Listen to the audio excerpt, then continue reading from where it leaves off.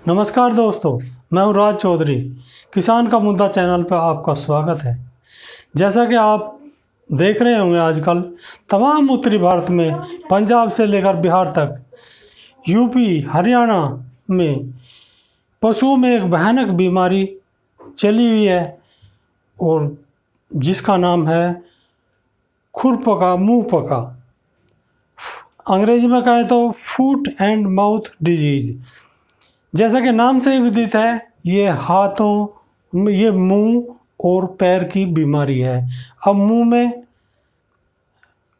ये क्या हो जाता है और पैर में क्या हो जाता है, ये आपको लक्षण समझने होंगे। सबसे पहले हम बात करेंगे लक्षण की, जिससे कि आप अपने पशु के लक्षण देखकर और उसको बीमारी को पहचान सकते हैं।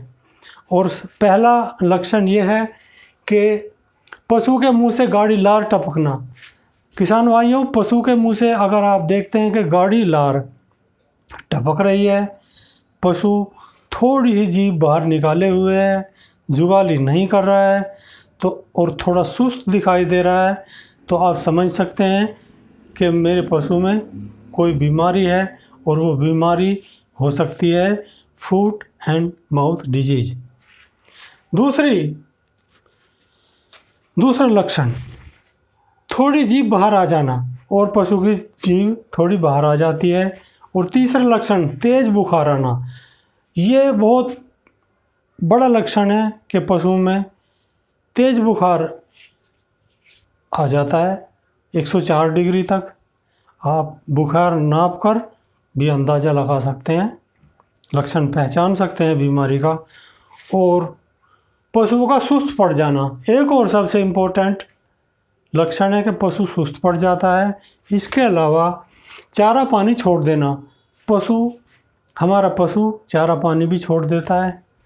और सबसे लास्ट में पशुओं के पैर में दर्द होना। हमारे पशु के पैर में दर्द हो जाता है, जिसकी वजह से अगर आप उसको कहीं लेकर जाएंगे तो पशु बहुत धीरे धीरे चलेगा और आप समझ सकते हैं कि पशु के पैर में हमारा पशु ग्रसित हो गया है फुट एंड माउथ डिजीज से।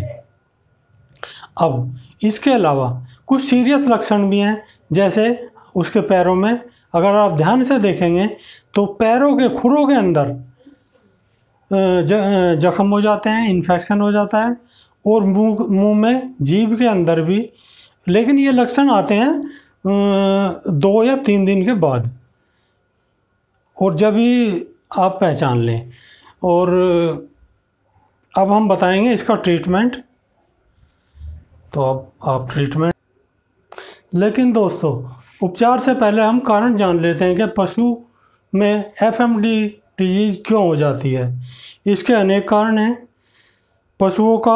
दूसरे पशुओं का झूठा चारा या पानी खा लेने से, या पैरों द्वारा भी आदमियों के पैरों द्वारा भी ये बीमारी दूसरी जगह से अपनी पशुशाला में आ सकती है।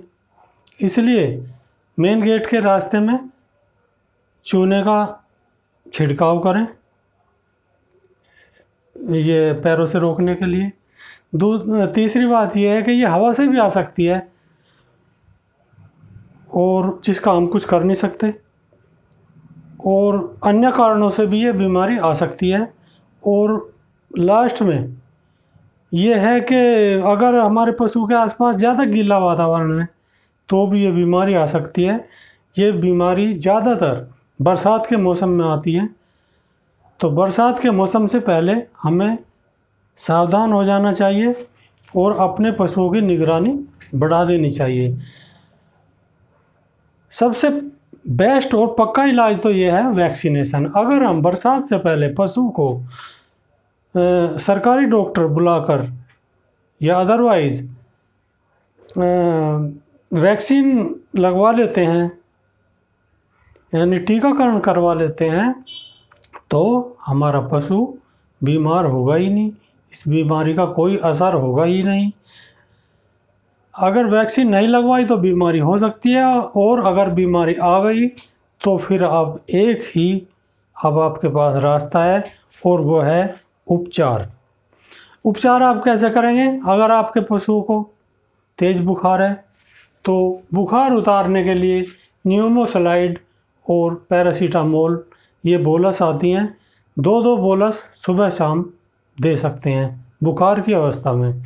इसके बाद जो पशु के पैरों में और मुंह में जख्म हो जाते हैं, जख्म ठीक करने के लिए एंटीबायोटिक का इस्तेमाल करना होगा और वो बेस्ट एंटीबायोटिक है टेरामाइसिन 30 ml का इंजेक्शन लगा दें या लगवा दें तो आपका पशु 4-5 दिन के अंदर स्वस्थ और हेल्दी हो जाएगा।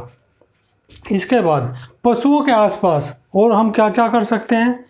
पशुओं के आसपास सूखा वातावरण रखें, पुराली बिछा दें, वहाँ पानी इकट्ठा ना हो और पशु को धूप में, हल्की धूप में, सुबह शाम वाली धूप में बांध दें जिससे कि पशु पे धूप भी पड़े। धूप से भी वायरस मर जाते हैं, धूप के वातावरण में वायरस पनप नहीं सकते और जख्म वगैरह भी ठीक होने में सुविधा रहेगी। अतः पशुओं को धूप में बांध दें। इसके अलावा पशुओं के आसपास बुझे चूने का प्रयोग करें। पशुशाला में आप बुझा हुआ चूना छिड़क सकते हैं यहाँ वहाँ, और मेन गेट के रास्ते में भी बुझा हुआ चूना छिड़क सकते हैं जिससे कि वायरस, बुझा हुआ चूना भी एंटीबैक्टीरियल और एंटीवायरल होता है तो उससे हम